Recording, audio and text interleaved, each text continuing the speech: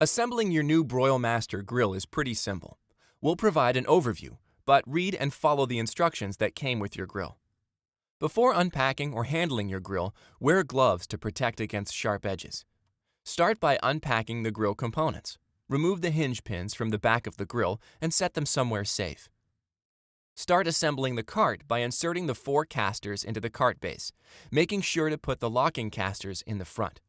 If you plan to bolt your cart to the deck or patio, you can skip the wheel installation. Attach the 2 side walls to the front wall. Leave the screws slightly loose. You will tighten them after the next step. Attach the assembled walls to base, pushing the front panel forward to form a slight curve. Install the rear brace using only the top screws for now. You will add the other screws a bit later. Install the rubber guard and the bushing to the front of the cart. The igniter wires will pass through the bushing. Tighten the screws on the cart base before we turn our attention to the grill head. Note, if you're using a cart, place the drip cup support on the post before you attach the grill head. Insert the burner hold-down screw through the bottom of the grill casting and secure it with the nut. Use 4 bolts to attach the bottom casting to the cart. If you're installing a post, you'll use the inside bolt pattern. If you're installing side shelves, do so now. Make sure the hole in the bracket aligns with the hole in the grill. Attach the 2 supports to the bottom of the shelf. Tighten one, but leave the other a little loose. Attach the shelf brace, again, tightening one screw and leaving the other slightly loose.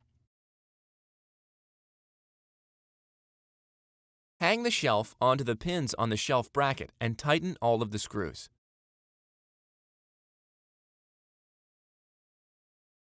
Place the wind deflector in the bottom of the grill.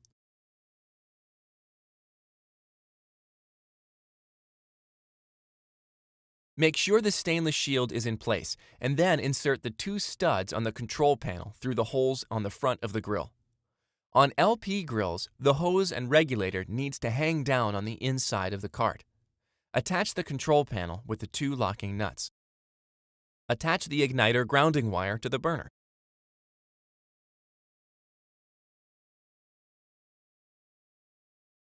Bend up the burner hold-down tab slightly, and then insert the burner into the grill, making sure the igniter wires route through the square hole without getting pinched.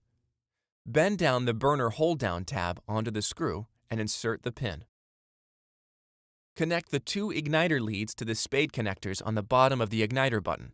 There's no positive or negative, so either can connect to either lead.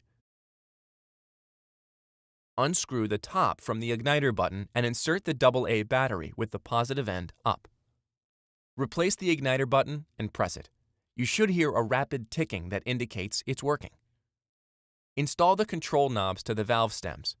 Note that you need to push down slightly to turn the knobs. Angle the heat shield up into the back of the cart. Attach the back of the shield to the cart using 2 screws. Attach the tank retainer to the inside of the cart with the screw and wing nut. Always use the tank retainer to keep the LP cylinder from shifting or falling out when you move the grill. Insert the grease cup. Use a little dish soap to lubricate the foam grip and slide it onto the center of the handle. Attach the handle to the grill lid with 2 screws. Place the grill lid onto the grill. Insert the hinge pins and clip them on with the cotter pins. Open and close the grill to make sure it moves smoothly. Set the briquette rack into the grill casting. Place the flare buster ceramic plaques onto the rack, leaving very little space. Or install the rack and the Charmaster briquettes, placing the pieces as uniformly as possible. Hold on to any extras. They can deteriorate over time and will need to be replaced. Insert the warming rack pins into the holes in the grill lid and lightly bend in the bottom pins slightly. Let them spring into place in the holes in the bottom casting. If you have a smoker shutter, unscrew the knob from the threaded control rod. Tilt the smoker shutter frame up at the back and open the shutters slightly until you can slide the threaded control rod through the hole in the front of the grill. Screw the knob onto the rod and then open and close the shutters to make sure they operate smoothly. If you have a lid prop, install it now with the black knob outside the grill and nuts and spacer inside. Make sure you have the washers, spacer, and nut in the correct sequence. Place the cooking grids inside the grill. Most Broilmaster grills feature multi-level grids. H-series grills have single-level grids. If you have a griddle, insert the leveling screws. Once you have the grill in place, and before you light it, leveling the griddle with the screws will help you make perfect pancakes. Before using your Broilmaster, lightly oil the cooking grids and preheat it for about 15 minutes. Your grill is now ready for a lifetime of great outdoor cooking. If you ever need accessories or parts for your grill, contact your Broilmaster dealer.